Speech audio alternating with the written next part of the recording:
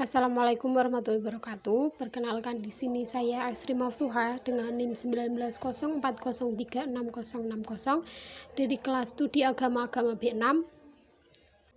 Berikut merupakan video presentasi untuk UAS mata kuliah analisa konflik yang berjudul Konflik Pengelolaan Sumber Daya Alam di Kawasan Taman Nasional Gunung Gede Pangrango. Dalam setiap kehidupan manusia, termasuk di dalamnya kehidupan sebuah organisasi, apapun akan mengalami konflik, dan konflik itu sendiri akan muncul serta sulit untuk dihindari. Konflik selalu ada di sekitar kehidupan manusia, baik dalam individu, kelompok, maupun organisasi, selalu saja mengalami konflik. Konflik bisa terjadi karena memiliki sebab yang biasanya menjadi faktor pemicu munculnya konflik. Konflik sangat erat hubungannya dengan kehidupan manusia, bukan hanya di masyarakat yang banyak terjadi konflik. Di Taman Nasional atau yang dikenal dengan kawasan konservasi juga merupakan salah satu daerah yang sering mengalami suatu konflik. Taman Nasional Gunung Gede Pangrango adalah salah satu taman konservasi nasional yang ada di Indonesia.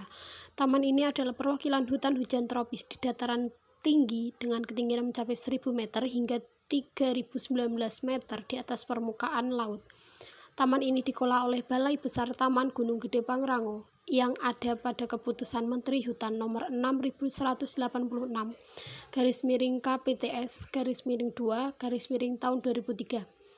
Taman nasional ini memiliki luas yaitu sekitar 15.196 hektar dan terletak di 3 wilayah yaitu Kabupaten Bogor, Sukabumi, dan Cianjur yang lama-kelamaan luasnya bertambah menjadi 21.975 hektar. Sebelum Badan Besar Taman Nasional Gunung Gede mengelola Taman Nasional ini, wilayah tersebut dikelola oleh Perum Perhutani.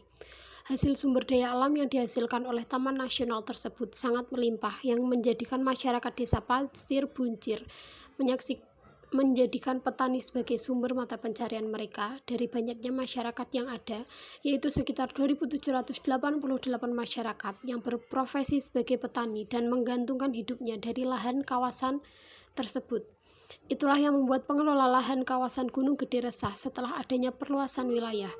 Hal tersebut dikarenakan masyarakat tidak boleh mengelola sumber daya alam yang terdapat dalam kawasan Taman Nasional Gunung Gede menurut Undang-Undang Nomor 5 Tahun 1990. Untuk selanjutnya, adanya perubahan fungsi lahan dari hutan lindung menjadi kawasan konservasi itu sangat menimbulkan berbagai konflik sosial maupun ekonomi.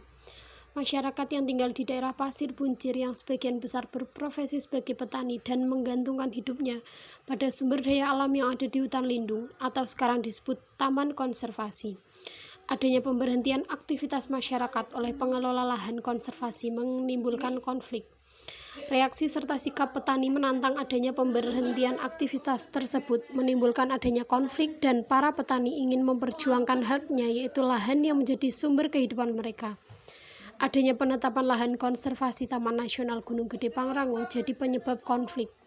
Konflik tersebut disebabkan oleh petani yang tidak diperbolehkan lagi untuk menggarap lahan di kawasan tersebut yang sudah menjadi mata pencarian mereka sejak lama. Dalam pembahasan kali ini ada beberapa pelaku yang terlibat konflik yaitu pengelola Taman Nasional Gunung Gede Pangrango, kemudian ada petani yang menggarap lahan, para desa Pasir Buncir, serta Rimbawan Muda Indonesia atau RMI.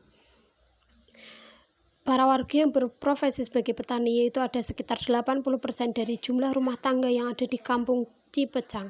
Ada sekitar 37 petani penggarap yang tidak suka dengan adanya Taman Nasional Gunung Gede Pangrango yang diakibatkan oleh terjadinya perdebatan yang dikarenakan perebutan sumber daya alam di Taman Nasional. Hal tersebut terjadi karena petani merasa wilayah yang sekarang dijadikan Taman Nasional tersebut sudah menjadi warisan dari dahulu oleh nenek moyang mereka dan turun-temurun sudah diturunkan kepada anak cucu sebelum dibuat Taman Nasional itu sendiri.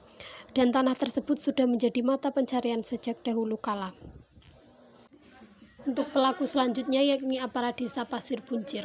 Mereka tidak mengetahui adanya konflik antara masyarakat dengan pihak pengelola Taman Nasional dikarenakan kepengurusan desa Pasir Buncir sudah berganti pada tahun 2013. Pemerintah desa Pasir Buncir kerap menjalin hubungan dan berkoordinasi dengan pihak pengelola Taman Nasional Gunung Gede Pangrango. Pihak pengelola bersosialisasi tentang penanaman pohon, tetapi kegiatan sosialisasi tersebut sudah dilakukan hanya di Desa Lengkong, sementara di Desa Sipecang belum disosialisasikan. Selanjutnya, selain ada aparat Desa Pasir Buncir yang terlibat dalam konflik ini, ada juga Rimbawa Muda Indonesia atau RMI. RMI datang ke Desa Cipecang pada tahun 2014 untuk membantu warga dalam mempertahankan lahan garapan petani yang sekarang. Faktor penyebab terjadinya konflik ini adalah adanya perbedaan kepentingan antara para petani dan pengelola Taman Nasional. Para petani ingin menggunakan lahan untuk memenuhi kebutuhan sehari-harinya dikarenakan sudah lama menggarap lahan tersebut sebagai mata pencarian mereka. Sedangkan dari pihak pengelola ingin tetap menjaga ekosistem di Taman Nasional tersebut agar tidak rusak dan masih terjaga. Faktor selanjutnya yaitu masalah hubungan yang ada di antara para pelaku konflik masalah tersebut ada karena para petani pernah dapat perlakuan yang kurang enak dari pihak pengelola Taman Nasional dengan diintimidasi pada saat petani di sawah. Selain adanya intimidasi, juga petani resah dikarenakan salah satu dari petani ada yang tertangkap oleh pihak Taman Nasional Gunung Gede yang sedang melakukan transaksi jual beli pohon di dalam wilayah kawasan Taman Nasional itu, mengakibatkan kesan jelek dari petani kepada pihak wilayah kawasan Taman Nasional.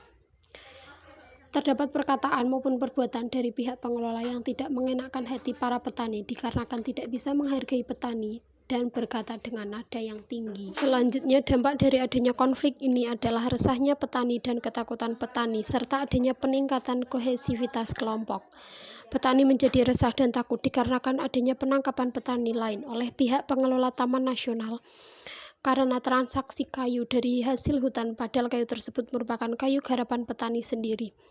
Pihak pengelola menganggap itu merupakan tindakan ilegal karena dilarang memperjualbelikan kayu yang ada di dalam kawasan Taman Nasional yang kemudian membuat para petani takut untuk masuk ke dalam hutan. Mungkin itu yang bisa saya sampaikan. Kurang lebihnya mohon maaf. Terima kasih. Wassalamualaikum warahmatullahi wabarakatuh.